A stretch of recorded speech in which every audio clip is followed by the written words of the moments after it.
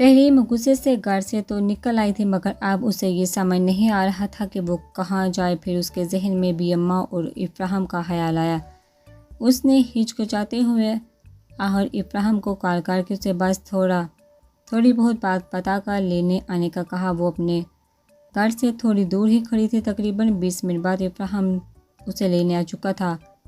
وہ گاڑی میں افراہم کے ساتھ بیٹھی تو افراہم نے تحریم سے فوراً پوچھا، تحریم اس سب کا کیا مقصد؟ یہ بیگز وغیرہ کیا انکل نے کچھ کہا ہے؟ وہ رات کے اس وقت گھر سے کیوں نکلی؟ شابائی، بابا چاہتے تھے کہ میں ان کے ساتھ بگوڑی بن کر کراچی چلی جاؤں، جبکہ میں یہاں رہ کر نور کو انصاف دلانا چاہتی ہوں۔ یہ بات ان کو ناگوار گزری تو انہوں نے مجھے 2 آپشن دیے، یا تو میں ان کے ساتھ چلی جاؤں یا پھر گھر سے نکل آؤں، اور میں نے جہاں رکنے کا فیصلہ کیا ہے اسی وجہ سے میں یہاں آپ کے ساتھ کار میں موجود ہوں۔ تحریم لب کاٹتی ہوئی بولی، تم کیا کرو گے تحریم؟ کیسے انصاف دلاؤ گی نور کو؟ افراہم نے تحریم سے پوچھا، آپ تو پولیس میں ہیں، میرا ساتھ دیں گے تو ہم آسانی سے نور کو انصاف دلا پائیں گے۔ تحریم افراہم کی طرف مکمل مڑتے ہوئے بولی، وہ کوئی عام انسان نہیں ہے تحریم، اس کے لیے بہت محنت اور صبر کرنا ہوگا۔ افراہم تحریم کو ایک نظر دے کر بولا، صبر؟ آپ فکر مت کریں، صبر مجھ میں بہت زیادہ ہے اور میں اس شخص کو اپنے ہاتھوں سے مارنے کے لیے کچھ بھی کروں گی۔ میں اس کے لیے وہ برا بن جاؤں گی کہ وہ مجھ سے ڈر کر چھپے گا، میں اسے اتنی تکلیف دوں گی کہ وہ مجھ سے موت کی بھیک مانگے گا۔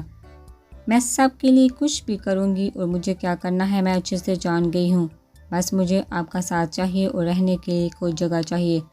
تحریم سنجیدگی سے افراہم کو اپنے ارادے بتانے لگی، میں تمہارے ساتھ ہوں اور رہنے کی ٹینشن مت لو، تم ہمارے ساتھ ہی رہو گی، اور اس پر اگر تمہیں کوئی اعتراض ہے تو بھی امر سے بولنا۔ افراہم اپنے گھر کے باہر گاڑی روکتا تحریم سے بولا، جس نے مبہم سا مسکرا کر افراہم کو دیکھا تھا، وہ افراہم کا اتنا بڑا احسان کبھی نہیں چکا پائے گی۔ مگر بھی اماں کو جب ساری بات پتہ چلی پھر تو انہوں نے تحریم کو کہیں جانے نہ دیا، ان کے ساتھ ہی رہنے لگی تھی۔ اس نے افراہم کی مدد سے ہر طرح کی فائٹنگ سیکھی تھی، بلکہ وہ باقاعدہ کلاسز بھی لیتی رہی تھی۔ اس نے گن چلانا، چاقو چلانا اور اپنا دفاع کرنا سب افراہم سے سیکھا تھا۔ اور رہ گئی بات میک اپ کی تو وہ اس نے بڑی محنت سے سیکھا تھا۔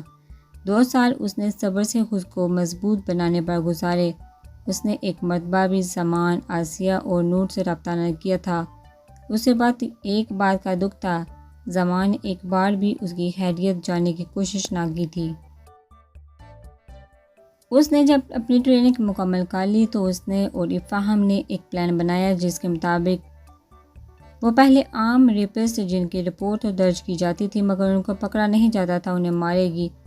اس نے ایسا ہی کیا تھا، اس نے کچھ لوگوں کو مار تو دیا تھا مگر تحریم اپنی دہشت لوگوں میں پھیلانا چاہتی تھی، اس وجہ سے اس نے افراہم سے بول کر ایبل کوئن کے نام سے منہاج پر حملہ کروایا اور خود گولی کھا کر اس کی اسسٹنٹ بننا پہلے ان کے پلان میں شامل نہ تھا، مگر منہاج کی وجہ سے انہوں نے ایک نیا پلان بنایا جس کے مطابق منہاج کے ذریعے وہ لوگ جبران تک پہنچنا چاہتے تھے، کیونکہ ویسے تو جبران کی سیکیورٹی اتنی ہے کہ اس کے پاس کوئی بھی نہیں جا سکتا تھا۔ اب سب کچھ ایک پلان کے مطابق سکون سے چل رہا تھا۔ اب اس کے منہاج کے ساتھ نکاح نے اس کا سارا سکون غارت کر دیا تھا۔ وہ جبران کو مارنے کے بعد کراچی نور کے پاس جانا چاہتی تھی، وہ یہاں نہیں رہنا چاہتی تھی، مگر افراہم نے زبردستی اس کا نکاح منہاج سے کروا کر اس کا سارا پلان خراب کر دیا تھا۔ ماضی کو سوچتے اس کی آنکھوں میں ہلکی ہلکی نمی آ گئی تھی۔ وہ لیمپ بند کر کے نور کے بارے میں سوچتے ہوئے آخر سو گئی تھی۔ منہاج کا موڈ صبح ہی خراب تھا۔ ساری رات کمر میں تکلیف کی وجہ سے وہ سو نہ سکتا، وہ پوری رات صرف کروٹیں ہی بدل رہا تھا۔ وہ جھنجھلاتا ہوا اپنی واسکٹ پہننے کی کوشش کر رہا تھا جسے پہنتے ہوئے اس کی کمر میں تکلیف اٹھ رہی تھی۔ حاشر کہاں مر گئے ہو؟ وہ غصے سے حاشر کو آوازیں دینے لگا جو اپنی شرٹ کے بٹن بند کرتا ہوا بھاگا آیا تھا۔ جی سر، سوری، وہ میں شرٹ بدلنے لگا تھا۔ حاشر اپنی شرٹ کا آخری بٹن بند کرتا ہوا بولا۔ منہاج کے ساتھ ہی اس کا کمرہ تھا، جب کہ منہاج اسے بلاتا تھا تبھی وہ بیچارہ بوتل کی جین کی طرح حاضر ہو جاتا تھا۔ اچھا، مجھ سے یہ واسکٹ نہیں پہنی جا رہی، مدد کرو، میرے یہ بتاؤ کہ پریس آ گئی ہے؟ منہاج بولا تو حاشر جلدی سے اسے واسکٹ پہننے میں مدد کرتا اسے اب جواب دینے لگا۔ جی سر، پریس کے سبھی لوگ تقریباً 9 بجے سے پہلے تک آ جائیں گے۔ 9 بجے پریس کانفرنس ہے اور میں نے ویسے انٹرنیٹ سے آپ کی اور تحریم کی ساری تصاویر ڈیلیٹ کروا دی تھی۔ یہ تم نے اچھا کیا۔ ہم پریس کانفرنس کے بعد تحریم کے گھر جائیں گے، اسے لینے کے بعد گھر چھوڑ کر ایمانے کے بیٹے کی تھوڑی خدمت کریں گے۔ وہ حاشر کے واسطے پہنانے کے بعد اسے ٹھیک کرتا ہوا بولا، جی سر ٹھیک ہے، پھر آپ ناشتہ کریں اور میں ایک بار سارے انتظامات دیکھ لوں۔ تقریباً اب تک سبھی لوگ پہنچ رہے۔ حاشر منہاج سے بولا، ہاں جاؤ دیکھ لو اور ایک بار سب کو بتا دینا کہ کوئی بے فضول سوال نہ پوچھے مجھ سے۔ منہاج کی بات سن کر حاشر کمرے سے چلا گیا۔ وہ فریش ہو کر سفید شارٹ اور پاجامہ پہنے تیار ہو رہی تھی۔ اس نے اپنے بالوں کو ڈرائی کیا اور پھر ہلکا سا میک اپ کرنے لگی۔ ہونٹوں پر پنک لپسٹک لگا کر اس نے ہلکا سا مسکرا کر خود کو آئینے میں دیکھا۔ اس نے اپنے بالوں کو اسٹریٹ کر کے کھلا چھوڑ دیا تھا۔ اپنا ہیل والا جوتا پہن کر اس نے ایک تنقیدی نگاہ خود پر ڈالی اور اپنا دوپٹہ ایک کندھے پر ڈال کر کمرے سے نیچے آئی، جہاں بی اما مینا سے منہاج کے لیے لوازمات تیار کروا رہی تھی۔ افراحم نے رات کو ہی بی اما کو تحریم کے نکاح کے بارے میں بتا دیا تھا اور آج اب منہاج اسے لینے آ رہا تھا۔ یہ جان کر پہلے تو بی اما راضی نہ ہوئی، مگر افراحم بھی پھر اپنے نام کا ایک ہی تھا۔ بی اما کو منا کر اس کے کمرے سے نکلا تھا۔ ماشاءاللہ میری بیٹی تو آج بڑی خوبصورت لگ رہی ہے، بی اما نے تحریم کو دیکھ کر کہا، جس نے مسکراتے ہوئے بی اما کو دیکھا تھا۔ بی اما آپ تو ایسے کہہ رہی ہیں جیسے پہلے کبھی میں خوبصورت تھی ہی نہیں۔ وہ ہلکا سا منہ بنا کر بولی، ہٹ پگلی مجھے تنگ نہ کر، اور یاد رکھنا جب کیا نام ہے اس لڑکے؟ منہاج۔ ہاں منہاج آئے گا تو تم خود اس کے لیے چائے لے کر آؤ گی۔ مجھے یہ بالکل گوارا نہیں کہ وہ سوچے تمہیں ہم نے کوئی کام بھی نہیں کرنا سکھایا۔ بی اما اس کے ماتھے کو چوم کر سمجھاتے ہوئے بولی، آپ فکر ہی مت کریں، میں خود اپنے ان کی خدمت کروں گی۔ وہ لفظوں پر زور دیتی بی اما کو یقین دلاتے ہوئے بولی اور مینا کے ساتھ ہاتھ بٹانے لگی۔ منہاج کے آنے کی خبر سن کر بی اما تحریم کو اشارہ کرتی باہر چلے گی، جہاں افراحم پہلے منہاج اور حاشر کے ساتھ بیٹھا ہوا تھا۔ بی اما منہاج سے مل کر کافی مطمئن ہو گئی تھی، کیونکہ وہ اتنے شکل سے باتوں سے شریف ہی لگ رہا تھا، مگر وہ کتنا شریف ہے یہ تحریم سے کوئی پوچھے تو وہ اچھے سے بتائے گی۔ بیٹا کیا آپ کے گھر میں کوئی بڑا نہیں ہے تائی؟ اما بھی نے منہاج سے پوچھا۔ نہیں آنٹی، ڈیڈ ہی تھے، ان کی بھی ڈیتھ کچھ عرصہ پہلے ہو چکی ہے۔ وہ لب پینچ کر نظر جھکا کر بی اما سے بولا، اچانک یہ ماحول خوشگوار سے افسردہ ہو گیا تھا، مگر تحریم کی آمد نے ماحول دوبارہ خوشگوار بنا دیا تھا۔ السلام علیکم۔ وہ چائے کی ٹرے ہاتھ میں پکڑے لاؤنج میں داخل ہوتے ہوئے بولی۔ منہاج نے میرے ساتھ تحریم کی آواز سے ان کا نظر اٹھا کر اسے دیکھا تھا، اور پھر ایک پل کو اس کی نظریں تحریم کے حسین اور نازک سراپے میں الجھ گئی تھی، مگر اس نے فوراً بی اما اور افراحم کا خیال کرتے اپنی نظروں کا زاویہ بدلا تھا۔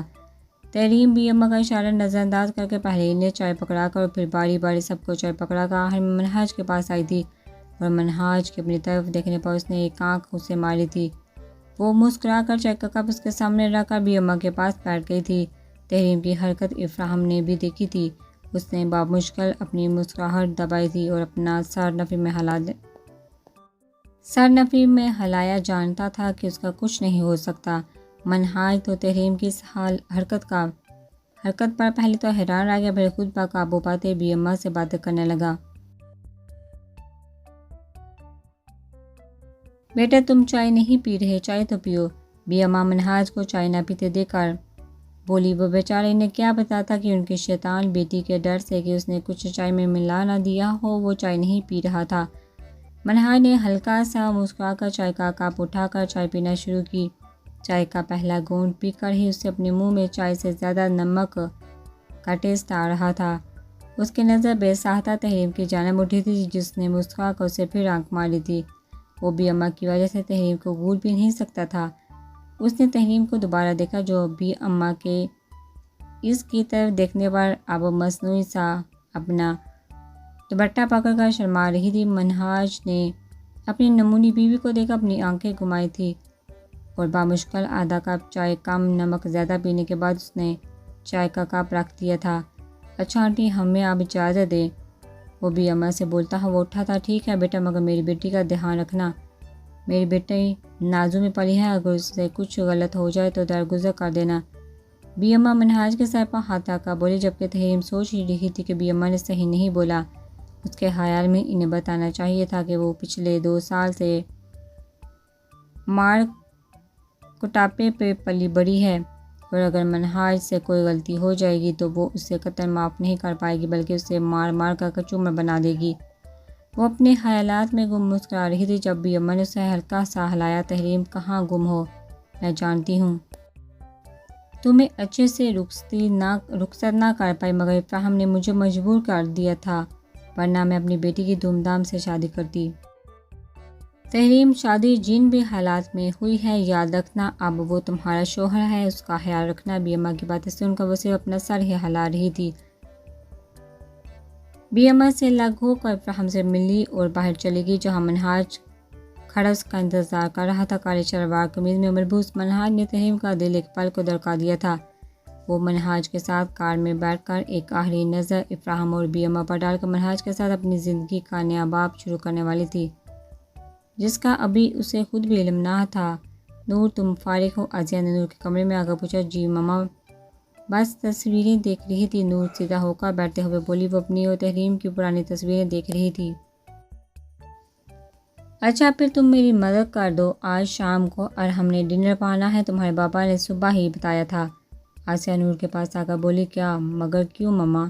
اس نے اپنی تیز ہوتی دھڑکنوں کو نظر انداز کر کے پوچھا۔ کیوں؟ کیا مطلب؟ تمہارے بابا نے اسے انوائٹ کیا ہے، اب جلدی سے کچن میں آ کر میری مدد کر دو، عاصیہ نور سے بول کر کمرے سے چلی گئی۔ نور نے عاصیہ کے جاتے ہی اپنے دل پر ہاتھ رکھا، اسے اپنی دھڑکن اپنے کانوں میں صاف سنائی دے رہی تھی۔ وہ ارحم کے بارے میں سوچتے ہوئے اپنی جگہ سے اٹھی اور چھوٹے چھوٹے قدم اٹھاتے ہوئے اپنے کمرے سے نکل گئی مگر ارحم کو سوچتے ہوئے اس کے ہونٹوں پر ایک میٹھی سی مسکان قائم تھی جس سے وہ خود بھی بے خبر تھی۔ تم اندر جاؤ، وہاں تمہیں ملازمہ ملے گی، اسے پوچھ کر میرے کمرے کے ساتھ والے کمرے میں چلی جانا۔ گاڑی کر کے سامنے روکتے ہی منہاج تحریم سے بولا۔ تحریم کچھ بھی بولے بغیر اپنی آنکھیں گھماتے ہوئے گاڑی سے باہر نکلی مگر گاڑی کا دروازہ پوری زور سے بند کرنا نہ بولی۔ منہاج نے گاڑی کے بند دروازے کو ایسے گھولا جیسے وہ تحریم ہو۔ حاشر فارم ہاؤس چلو ذرا سب کا ایم صاحب کو ان کی اوقات تو یاد دلائیں۔ منہاج حاشر کی جانب مڑتا ہوا بولا جو ڈرائیونگ سیٹ پر بیٹھا ہوا تھا۔ جی سر۔ حاشر نے منہاج کی بات پر سر ہلایا اور گاڑی فارم ہاؤس کی جانب موڑ لی۔ وہ 1 گھنٹے بعد فارم ہاؤس پہنچ گئے تو منہاج گاڑی سے نکل کر لمبے لمبے ڈاک برتا فارم ہاؤس میں داخل ہوا۔ اس کے پیچھے حاشر بھی تیز تیز چلتا ہوا آ رہا تھا۔ منہاج ایک کمرے میں داخل ہوا جہاں رمیز سابقہ ایم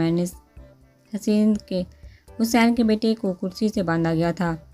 وہ سرد مسکراہٹ اپنے لبوں پر سجائے ہونٹوں پر دھیمی سی سیٹی بجاتا ہوا اس کے سامنے آیا جس نے اپنی نظر اٹھا کر آنے والے کو دیکھنے کی کوشش کی تھی مگر اچانک دروازے کے کھلنے سے باہر سے آنے والی روشنی کی وجہ سے اسے کچھ خاص دکھائی نہیں دے رہا تھا مگر جب اس کو منہاج کا چہرہ صاف دکھائی دیا تو خوف سے اس کی آنکھیں پھیل گئی تھی۔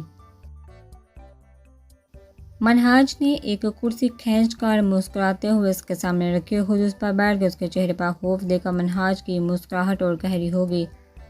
حاشر ذرا چاقو دے دینا، منہاج حاشر کی جانب مڑ کر بولا تو حاشر نے فوراً اسے چاقو ایک دراز سے نکال کر پکڑایا۔ تمہارے باپ کو میں نے بتایا بھی تھا کہ مجھ سے پنگا نہ لے مگر اسے سمجھ نہیں آتا، اب جب تمہاری اچھی خدمت کر کے بھیجوں گا تو اسے سمجھ آ جائے گی۔ منہاج سرد مسکراہٹ لبوں پر سجائے بولا۔ ارے تمہارے باپ کی بھی باری آئے گی، تمہیں ٹینشن لینے کی ضرورت نہیں ہے۔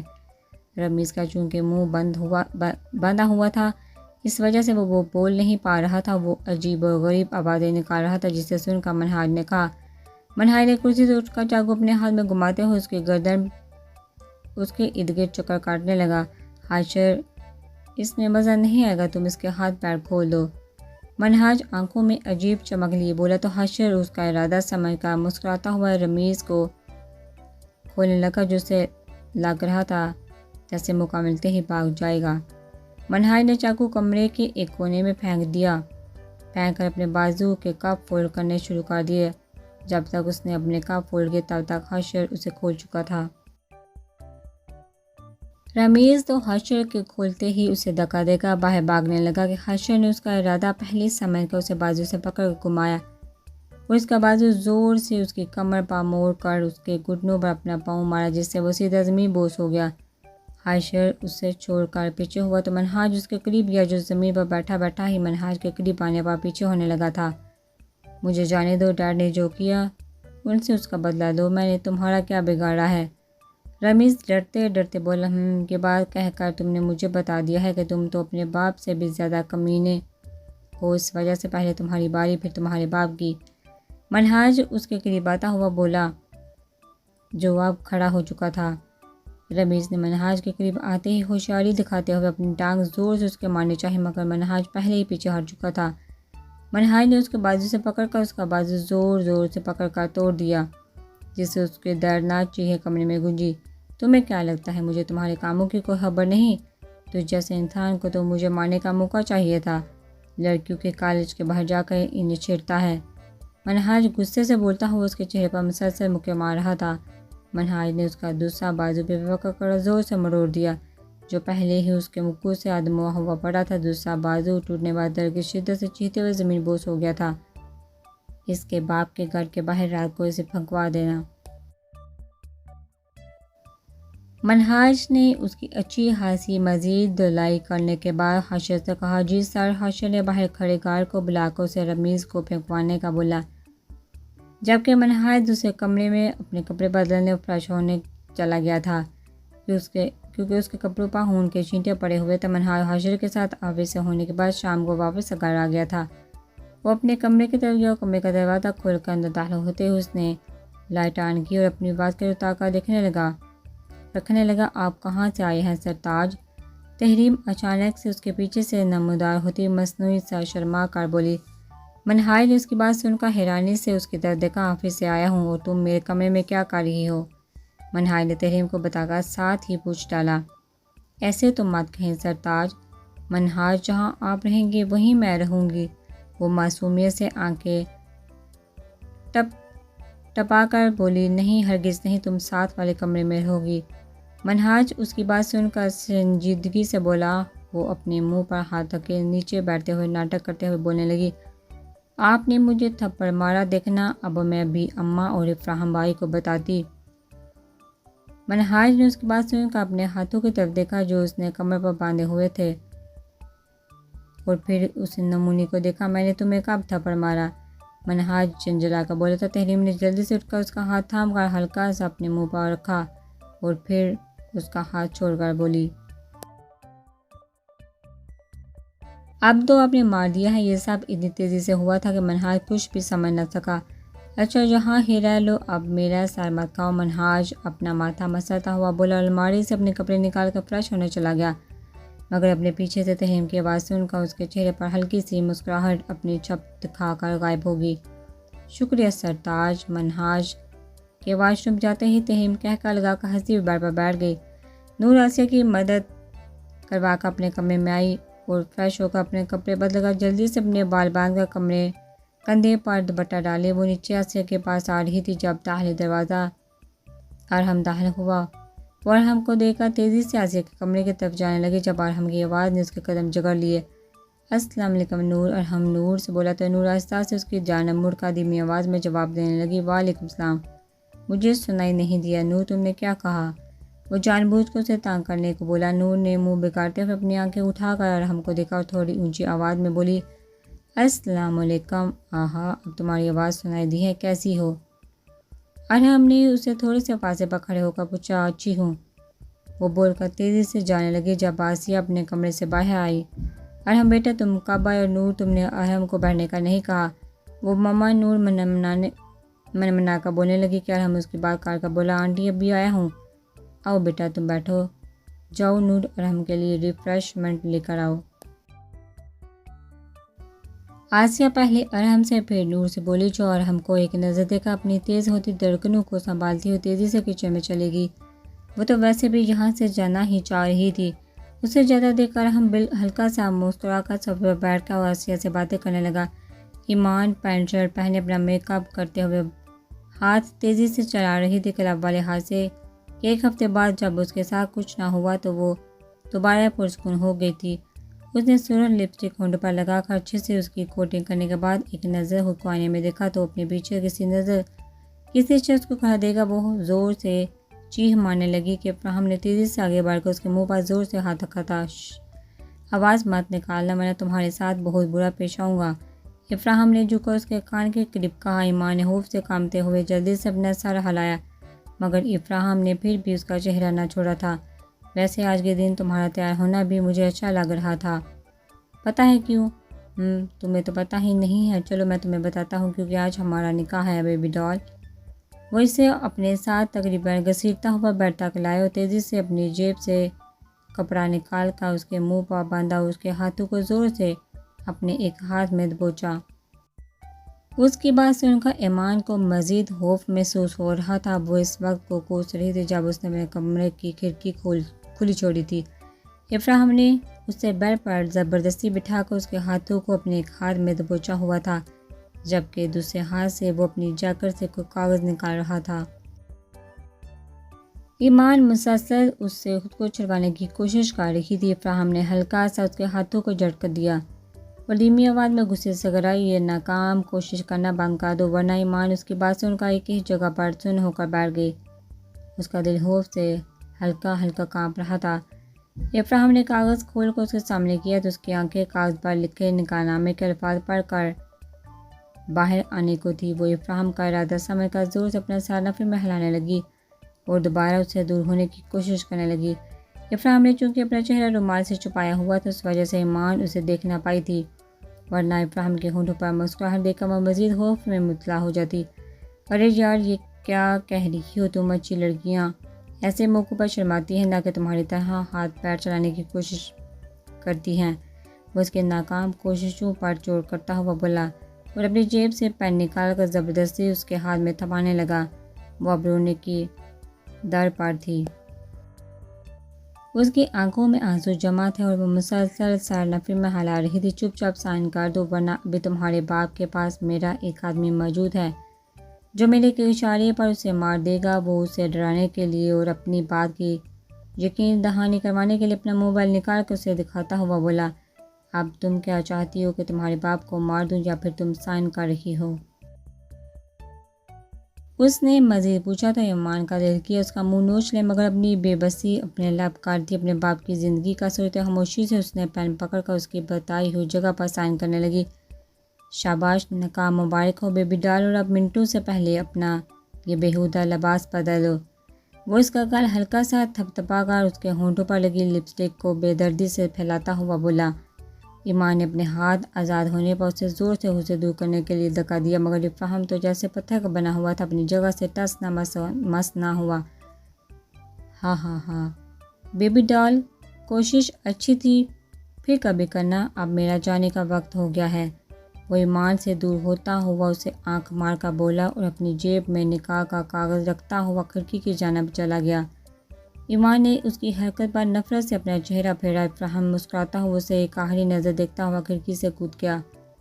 ایمان اپنے ٹانگوں کو سمیٹ کر اس کے گرد اپنے بازو باندھے گھٹنوں میں منہ دیے رونے لگی۔ اسے سمجھ نہیں آ رہی تھی اس نے اس شخص کا کیا بگاڑا تھا جو وہ اس کا جینا حرام کر رہا تھا۔